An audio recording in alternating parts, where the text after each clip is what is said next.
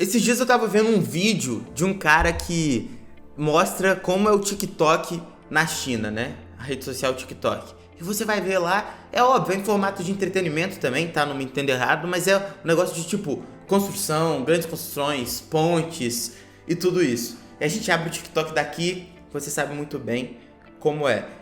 E aí você fala, por que o TikTok, que é uma rede social chinesa, adota diretrizes para o algoritmo diferentes das de outros lugares, Estados Unidos, daqui, lá na China? Aí você vai falar, mas porque é uma ditadura.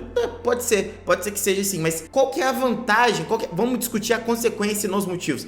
Qual que é a vantagem que a China tem por ter as redes sociais voltadas para algum tipo de... Por mais que seja entretenimento de verdade, mas que seja produtivo de alguma forma, que seja de fato interessante de alguma forma, perante as redes sociais dos outros países que a gente sabe como é 90% das coisas fúteis. Qual que é a vantagem que eles levam, né? E isso não é algo orquestrado do ponto de vista geopolítico, e por mais conspiracionista que isso pareça ser, e eu concordo até, eu até tenho minhas dúvidas, né? Eu não sei nem se eu concordo com o que eu vou dizer, mas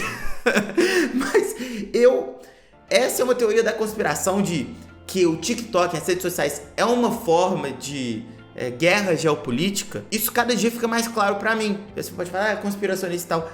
Cada dia fica mais claro pra mim disso. A consequência disso que eu falei pra vocês, das redes sociais serem diferentes na China, por exemplo, do que são aqui, é simples. As pessoas crescem voltadas para a produtividade, para acrescentarem algo para a sociedade de fato e não simplesmente para um entretenimento raso e fútil. Porque um vídeo interessante de uma ponte sendo construída, ou de um cara fazendo conta rápida, ou de qualquer coisa do tipo, assim, isso faz, sem dúvida nenhuma, com que o interesse, a admiração do mini chinesinho lá seja por coisas totalmente diferentes daqui. Aqui a gente admira, e tem que admirar mesmo, não tem problema nenhum, não é nenhum tipo de moralismo exacerbado de dançarino, não sei o que. Mas é diferente você ser fã de um engenheiro e de uma dançarina, do ponto de vista de produtividade para a sociedade. E aí que entra, devido a essas consequências que a criança aqui vai querer ser, o sonho dela é ser uma dançarina, e o sonho da criança do chinês é ser um engenheiro, um super engenheiro. Você entende essa diferença? Né? Isso tem um grande impacto na sociedade, né? Então, as pessoas acabam que a sociedade é construída pelas suas influências culturais. E quando a gente sabe disso, é difícil a gente chegar aqui e falar, olha, isso não tem nada a ver com a China, isso não tem nada a ver com uma guerra geográfica, é simplesmente uma questão de interesses que são diferentes no Brasil e na China, por exemplo. Coloca lá, por exemplo, uma dançarina dançando, rebolando a bunda lá na China pra ver se não vai bombar também. É óbvio que vai bombar. Mas a grande questão é, o governo chinês não permite aquilo lá, mas permite no mundo inteiro. Aí você fala, por que será, né? Qual que é a lógica por trás disso? E a lógica, no final das contas, é mais simples do que parece. É uma ferramenta de dominação. E a maior dominação que você pode ter acerca de uma pessoa é na cabeça dela, a famosa lavagem cerebral, etc. Se você vê uma geração atualmente do Ocidente, né? É uma geração de drogas, é uma geração de pornô, é uma geração de ausência familiar, é uma geração de antidepressivos que, volto a falar, às vezes é óbvio que é necessário, mas é necessário para todo mundo que usa? Qual é o impacto da indústria farmacêutica para empurrar alguns tipos específicos de remédios? Então a gente tem que fazer todo esse tipo de questionamento. A gente tem uma geração do pode tudo, do niilismo, né? Do hedonismo, vale tudo pelo prazer, o que importa é eu ser feliz. Sendo que, se você perguntar para essa pessoa o que é ser feliz, ela definitivamente não tem uma resposta, é fazer o que dá na telha. E também uma geração com ausência de Deus, ou, pra gente não voltar essa conversa pra religião, com uma ausência de diretrizes pré-definidas, né? De diretrizes sociais que... porque pode tudo, né? A partir do momento que pode tudo, não existe certo, não existe errado, você começa a relativizar tudo, e aí você uma sociedade que vai caminhando para um caminho no qual definitivamente não é algo tão tão positivo. E aí, cara, eu não consigo tirar da minha cabeça que isso tem a ver com a questão geopolítica. Não é possível que a China não saiba que isso para eles, como um país, faz com que no longo prazo eles ganhem superioridade sobre outras nações do Ocidente. Eu não consigo tirar isso da minha cabeça, que eles sabem o que estão fazendo, que estão dominando por meio da cabeça, né? Você pode pegar aí, recentemente, eles começaram a dominar fisicamente, pega o tanto de terreno, de área na Austrália que é posse dos chineses. Pega aqui no Brasil também o tanto que é. Então, eles têm uma noção que, concordo também com esse ponto, Gustavo, mas lá é ditadura, então é um caos lá para os chineses. Sim, mas isso não impede de ser também mais fácil para os caras fazerem um projeto deles de imperialismo moderno, que seria, no caso, implantar ali a desinformação ou dominar as pessoas por meio da cabeça, né? Então, lá dentro eles protegem os deles, mas ao mesmo tempo essa proteção é simplesmente para a nação deles ganhar uma guerra maior em cima de outros players, de outros países do Ocidente. Eu não consigo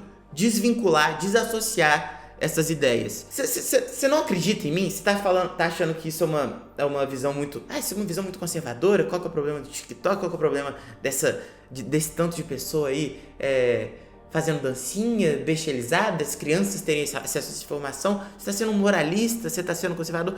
Veja no que vai dar. E vamos ser sinceros. Às vezes as pessoas têm essa concepção política muito equivocada.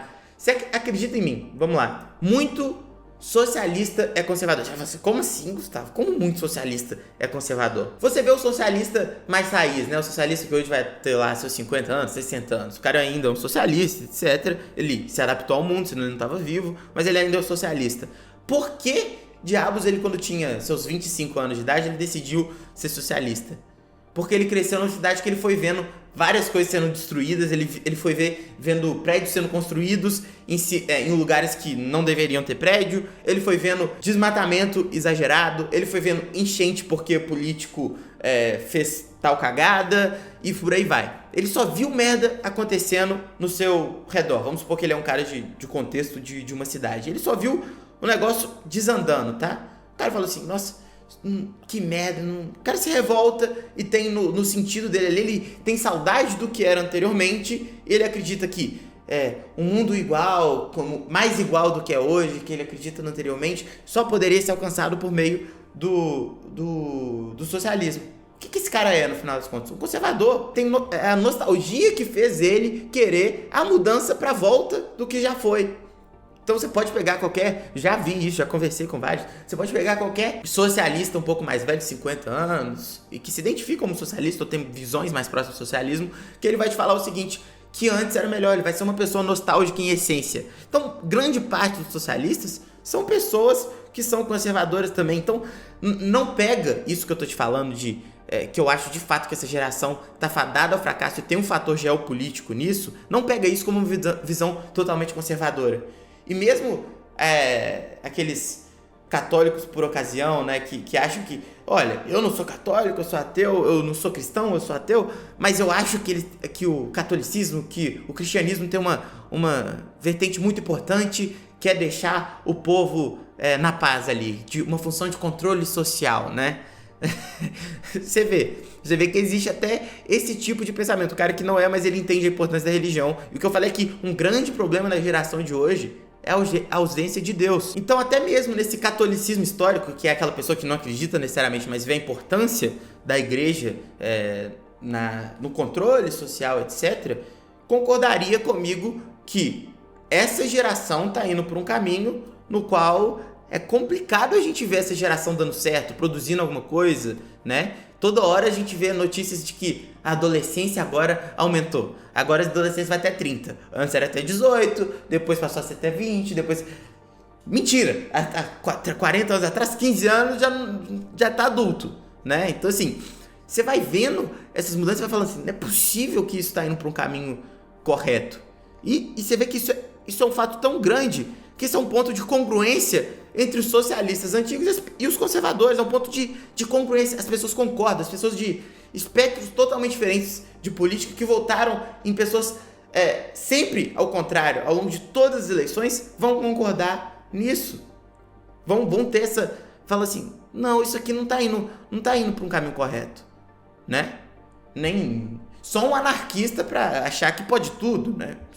E mesmo assim, já não é tão... Mas assim, tem outras vertentes do anarquismo aí. Então, gente, eu não consigo desassociar isso de uma guerra geopolítica. Não consigo mesmo. Aí você me fala, Gustavo, mas então qual é a solução? O Brasil tem que ser uma ditadura também? Óbvio que não, gente. Óbvio que não. Não é esse o ponto. Mas a grande questão é, a China leva uma vantagem no quesito geopolítico, por ser um processo menos demorado de conquistar por meio da cabeça as pessoas. A China leva essa vantagem porque é simplesmente um cara assinar ou um cara falar que vai ter uma mudança radical ali dentro e vai exportar algo que seja ruim para o resto do mundo. Nesse ponto de vista geopolítico, é óbvio que a China leva uma vantagem por ser uma ditadura. Volto a dizer, é importante a gente falar isso todo dia, né? Aqui, né? Sempre fazer essas aspas. Não quer dizer que é uma ditadura que vai ser melhor, que vai durar para... Não, muito pelo contrário, tá? Tô falando de uma vantagem específica dentre outras tantas que são super, hiper, mega prejudiciais para a sociedade, tá? Tô falando aqui de apenas um trecho que a gente tá discutindo aqui. Que eu não consigo desassociar o TikTok de uma guerra geopolítica de informação, de desinformação e de caos aqui na parte ocidental do mundo. Não consigo ter essa desassociação, tá? Não consigo desassociar essas duas vertentes, por mais conspiracionista que você acha que seja. Então, comenta aqui embaixo se você concorda comigo, se você não concorda comigo, e a gente vai discutindo, e clica no sininho para você não perder nenhum vídeo que eu tô sempre produzindo aqui no canal. E se você quiser ver, de fato, os vídeos, se inscreve aqui e clica no sininho. Se não quiser, não tem problema, deixa seu like, e é isso. Até o próximo vídeo. Valeu!